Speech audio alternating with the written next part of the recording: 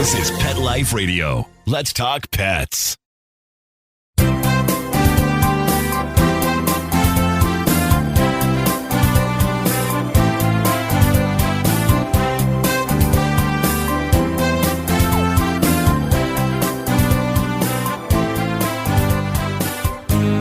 And welcome. You're here live with Dr. Jeff Werber here on Pet Life Radio's Ask the Vet with Dr. Jeff. Live for the next 30 minutes, here for you, here for your pets. And also, welcome to my Instagram followers that are joining me. And as I always say, I'm so glad to have you all here. But I want to hear from you. Anything you want to talk about, any subject, you name it, just, let's talk about it.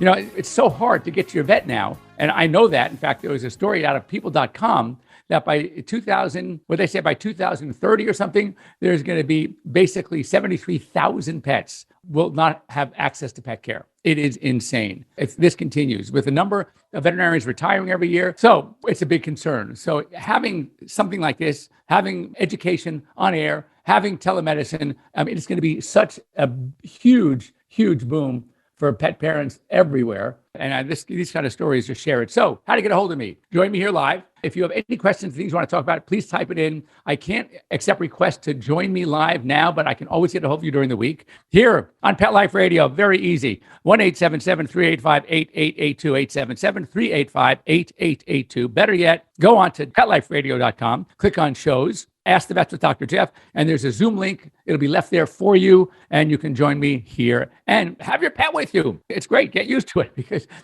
that's, in fact, one of the blurbs I'm going to talk about is what the state of Hawaii is doing, which I think is so cool. So anyway, firstly, one of the feel-good stories, and I like feel-good stories because there's a lot of stuff going on that's not so good. But this is a good one. So Meals on Wheels is studying how their clients feed and prepare for their pets. And what they've noticed, they did a study, and they're working on that now. They're doing researching all of their regular clients who have pets. And then what they did was years ago, obviously there's plenty of studies out there, how pets reduce anxiety, reduce stress, give them a reason to hang in there and to live and to thrive every day and get up in the morning and hang with their pets. So they discovered that some clients actually split their meals with their pets. So now they're seeing, knowing the benefits, they're seeing if they can actually start sending food, not only to their clients for themselves, for the people, but also for their pets. Because as I said, many of them are splitting their food anyway. That's so sad.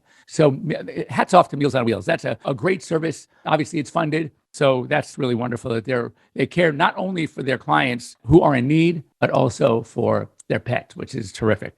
So also with what's going on in Ukraine and what poor Ukraine is being done by Russia and Belarus. So the cat group, it's called the International Cat Federation, has banned any Russians from international shows. So I think that obviously if they live in Russia, so they are not allowed to participate in their international competitions and shows until, at least for now, until the end of May. Obviously, they're waiting to see what happens after that. But anyway, that's something. And as you know, more and more companies are starting to do the same. But I think that in the pet world, the fact that the International Cat Federation is doing that, I think that is fantastic. Anyway, speaking of of Ukraine, the Kyiv Zoo workers, listen to this, have been staying. They have over 4,000 animals at the zoo, and they're stuck. The zoo employees, the workers, the keepers are staying with them 24 hours a day with the animals and basically trying to keep them calm, as warm as they can, as well fed as they can. Food, obviously, is now very, very limited. And, the bombs going off freaks them out. The bomb sirens going out freaks them out. And unfortunately, so supplies and food are getting low. And the big issue is they can't transport them. There's no way to get out. There's no safer way. And they don't have veterinary care or transportation available for these animals. So these are the ones where you wish you can hop on a plane and go over and help. It is really, really sad. And unfortunately, this is what's going on over there. So very, very sad state, for not only obviously for the Ukrainian people, but also for the animals at the zoo. So this is what I wanted to talk about. It's slowly happening. We're seeing it from the state of Hawaii. And those of us that are involved in telemedicine, telehealth, and as you know, I'm Chief Veterinary Officer of AirVet. My son, Brandon, is the whiz who runs it, CEO. So I already get it. I understand the value. I've understood it for years for my clients because in a sense, when you call your clients after hours, or you're finally sitting down with the long list of messages that the receptionist left for me during the day, and I'm starting to make my callbacks. How many things can I actually answer? How many cases can I help without even seeing the pet? And the answer is a lot, a ton of them, actually. So what's going on now is with veterinary shortage, waiting times insane. You realize you're going to have a sick animal, you call your vet, and they go, I'm sorry, yeah, we can see you. How's May 1st? I mean, no, May 1st is not good. I got a sick animal now. And then also try to get into emergency and you get to wait 6 to 12 hours. Or if you have a new pet, you've adopted a new pet, you did the right thing, they need good homes. And now you call local vets to see when you get, oh no, I'm sorry, we just can't accept new clients. We're not seeing new pets. This is the world that we're in. So state of Hawaii, also feeling the shortage, I love this, will temporarily allow licensed veterinarians in other states to offer telemedicine and to allow graduates, here's another big thing, graduates of international veterinary schools, to get licensed in the States, you have to jump through a lot of hoops. And yes, we want to make sure they're qualified, but they usually are qualified.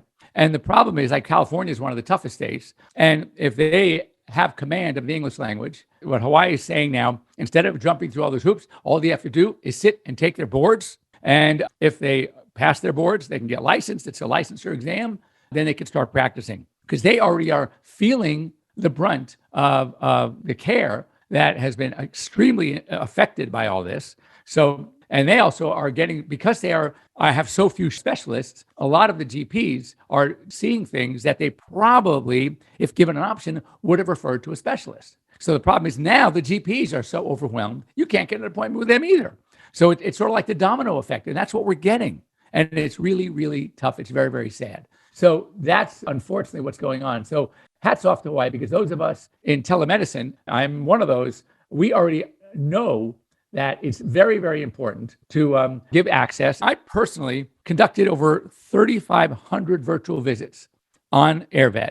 And I have probably, as far as emergencies, maybe 60, 70 max really, really were emergencies. In fact, I had a call last night and a 40-pound dog, ate a little piece of a milk chocolate candy bar, little piece. So first thing I said when I took the call is, you didn't save any for me? I'll take it. But am I worried about a 40-pound dog eating a little piece? It's not so respected colleague at all times. His name is Dr. Google. You ever heard of him?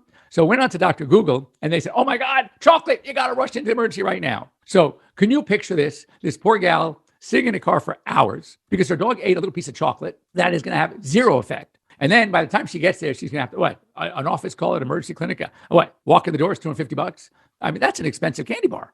And if they were to convince them to, can't pump the stomach now because you've already been waiting for 2-3 hours to get there. So if it was really something where the stomach needs to be pumped, where they had to induce vomiting, and it was within 2 hours, it could be done. But after that, you're wasting your time. So what's happened is it's sort of like the self-fulfilling prophecy. You are going to need more care if you can't get the care you need when you need it. And that's what's happening. So anyway, I told her next time she has leftover chocolate, she can send it my way. I'll be happy to indulge. I happen to like chocolate. Oh, what else? Okay.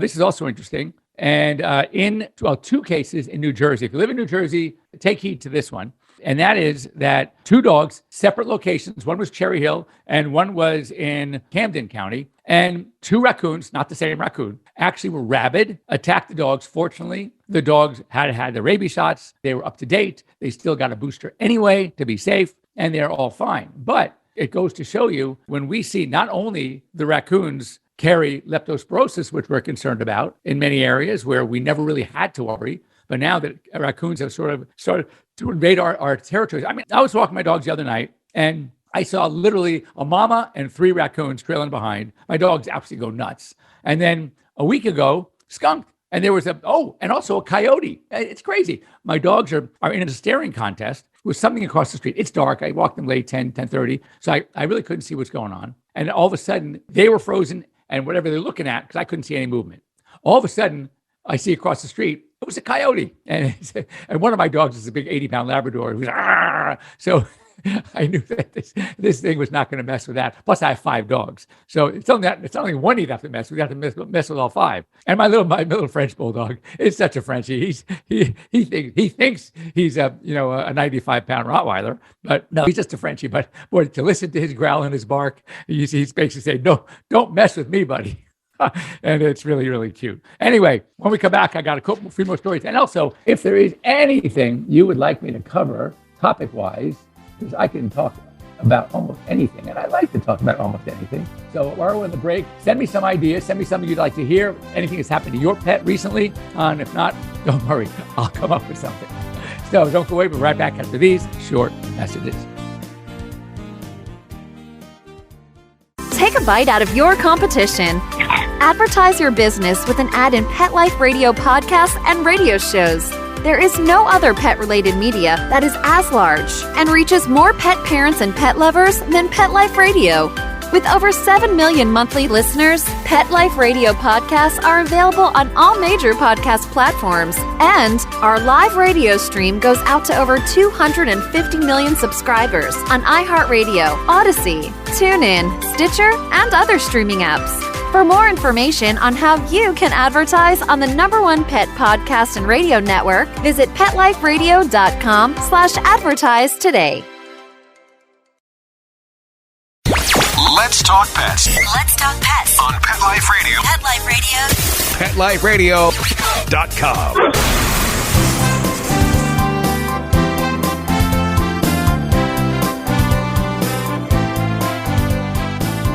Okay, so first of all, welcome back. And you're here live with Dr. Jeff Werber here, your host on Pet Life Radio's Ask the Vets with Dr. Jeff. And as soon as the show is over, usually I stick around. I like to talk to my Instagram friends, but I have a plane to catch. Literally, I'm heading to the Western Veterinary Conference in Vegas. Flight leaves at 11:30. I think I should be on it. So anyway, I'm making a beeline out of here as soon as the show is over. But you can always get a hold of me. Louis the Cavapoo, we were going to talk about that in a second. I have 2 more stories.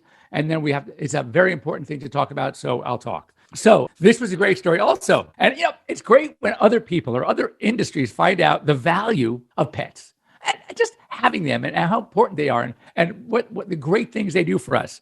My friend, Dr. Marty Becker, wrote a book called The Healing Power of Pets. And he has so much data in there about the benefits for kids growing up with pets in the house, for people, for elderly. I mean, the list goes on and on and on. And we're talking scientific studies, measuring stress and measuring blood pressure and heart defects. It is unbelievable. Arrhythmias, things that just get fixed just by touching a pet, petting. It's crazy. Anyway, so the North Carolina dental offices also realize the benefit for people. People don't like going to the dentist. Dentists often inflict pain. And, sadly, and we've talked about this, and I really want to delve more into it because it's freaking the hell out of me, is that dentists used to be the #1 medical professional committing suicide. Now, sadly, it's the veterinarian. And we have a lot of reasons, and we'll talk about that at another show. People don't like going to the dentist, period. So they realize that bringing pets, and that was a great thing. Here's the problem. There are people out there, believe it or not, even though 70% of U.S. households have a pet, there are still 30% that are very loud and vocal, and they don't like pets. So they started writing to the dental board, and they worried about sanitation. They worried about danger. These dogs aren't going to bite anybody. They're like the same kind of dogs that go to hospitals. I mean, it's crazy. Anyway, so now they banned this practice, and now the dogs who come have to be certified facility dogs. So I guess the same dogs that visit hospitals can do this, but you have to get a certification. I don't know what for North Carolina that certification is, but just know that if you're North Carolina and you go to the dentist, ask if your dentist has a facility dog, because you want to pet a dog while you're waiting to get all this pain. Next, we talk about separation anxiety for dogs, and it's always talking about dogs. Guess what? First study comes out on separation anxiety for cats, and it does happen. Especially if they were weaned too young or they were very unaccustomed to regular human interaction. So when they just get a little of it and they get the taste of it, then if it's not there, they freak out. Whereas if you go into a house and now you know the routine, and yes, mom's going to leave for the day, but they're going to come back, you don't see it as much. Anyway, destructive behavior, excessive vocalization, litter box problems. So of course, these could be signs of other problems as well. So don't just think, oh, my cat has separation anxiety. Though it could.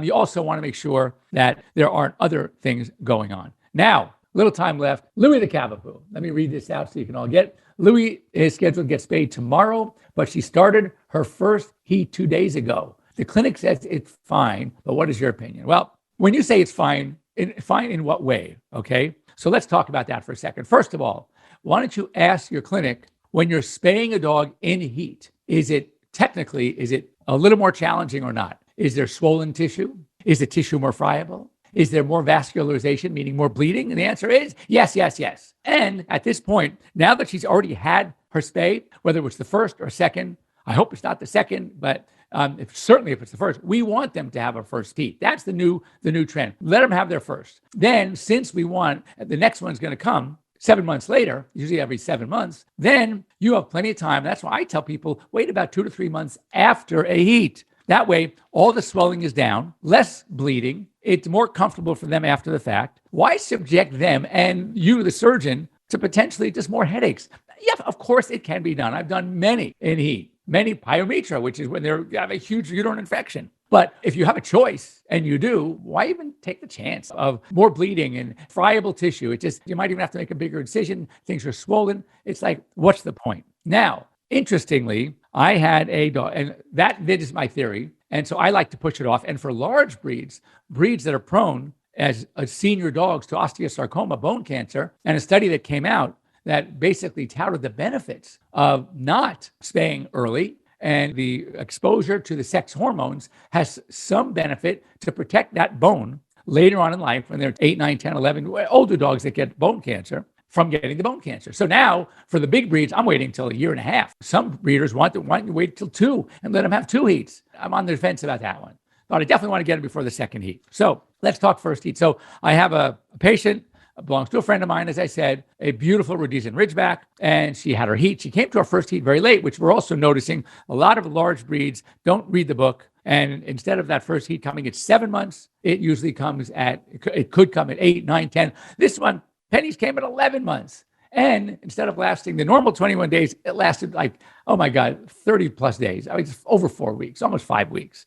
And finally it was over. And now we start counting. And we count about 2 months, 8 weeks, and then give a chance to everything to settle, the tissues swelling to decrease, the vasculature to go back to normal, and then we were going to spay her. So guess what happened 5, 6, 7 days later after being totally done? She started spotting again. On her white little cover of her dog bed in the morning, there's blood spots. Oh my God. So we do some testing, progesterone testing. We do some, which was very high. We do some vaginal cytology. And guess what? She's in heat again. So what is this thing? So again, this was her first heat. And honestly, I've never seen it before. And it doesn't mean it doesn't happen, obviously. It doesn't mean, it kind of means it's not uncommon. It does happen. It's in the books, but it's not super common. And that is a split heat. Remember, you have 2 horns, uterine horns. You have 2 ovaries, okay? So you have a left and right ovary. So one came into heat first. And then, so reading up on split heat, when does it happen the most? In young dogs at their first heat. And so that explains it, why it's not that very common. We don't see it that often. It could happen to any dog at any time, but it's usually, if it's going to happen, it's usually going to happen on the first heat. And in Penny's case, it did. So now it's almost like we finally finished. The owner's ready. We're going to go out to 8 weeks, 9 weeks, and then we're going to set up her spay. And guess what? It's all over again, starting from the beginning. And if the first time was any indication of her heats, meaning that she has a really, really long heat, then then he's in for a big surprise. So even on this dog now, we are going to wait. We're going to wait till she finishes this.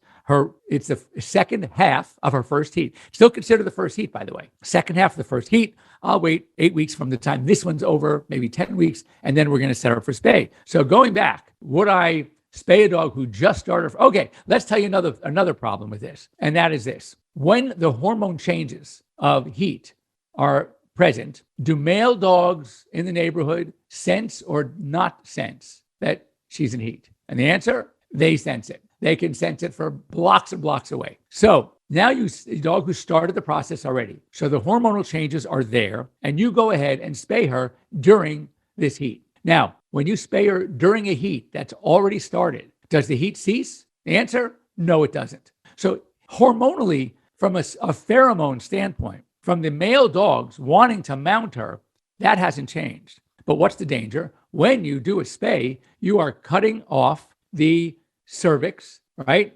You got the horns, you go past the horns, you go to the cervix, and that's where you make your cut to actually finish the spay.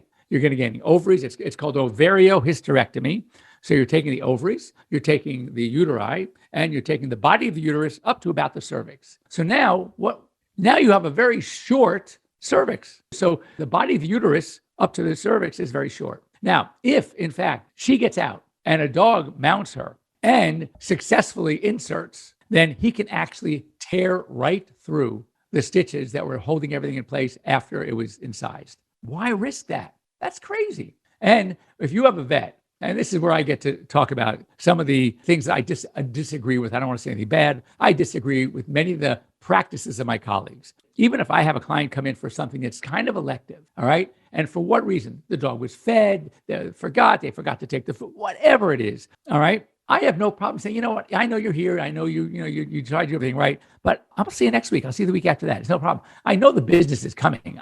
Why risk? Can you imagine? You say to yourself this: what is the downside to having you go home or calling and canceling tomorrow and say, you know what? Because of the heat, I want to wait for a few weeks, 8 weeks or so, until the heat is over, and then I'll bring her in, and no downside at all. It's your time, right? They can do another something in that slot. Or a big deal. They're going to get the business anyway, 2.5 months down the road. But is there a downside to doing it, whether it's during the surgical procedure, which I said makes it a little more challenging, not impossible at all, but it's a little more challenging, or the worry and the concern after the procedure about making sure that no dog gets near her? So yeah, you're just adding some more anxiety and angst to something that is otherwise rather commonplace. And therefore, if it were my patient, I would say, no, I would expect you, or if you came in and you wanted the surgery and you said, oh, by the way, she just started her heat 2 days ago, I'd say, oh, well, we're not doing it today. Absolutely not. We'll reschedule. Give me 8 more weeks. We'll reschedule. So if you have any questions after all this, reach out to me. Normally I could stay on for a while, but I can't today because I have literally, when I say I got a plane to catch, I have a plane to catch. So thank you for all joining me. You know that I'm always available. You can always get me. I love when you can contact me. It's one thing when I come up with subjects, because I'm coming up with subjects that I like, but you're my followers, you're my listeners, you're my friends that want to come on. I'd rather talk about things that you like. So whether you're on Pet Life Radio, whether you're on Instagram, just send me, get it. It's so easy. Dr. Jeff at PetLifeRadio.com. And anything that comes to me is forwarded to me. Even if you just send something to Pet Life Radio, Mark Winter, our producer, he forwards them to me. So it's very difficult not to be able to get a hold of me. So keep that in mind. So I will be here live on Instagram. So send me stuff. All right, have a great week. Hopefully, I'm sure I'll have a lot of fun in Vegas at Western Veterinary Conference. It's like one of the nation's largest conferences. So there's always something to learn. I still need more CE hours. I only got 12 when I was at Crested Butte at the Colorado VMA. So I got to sit in a couple of sessions anyway. So I will. All right, see you here next week. Let's Talk Pets, every week on demand, only on PetLifeRadio.com.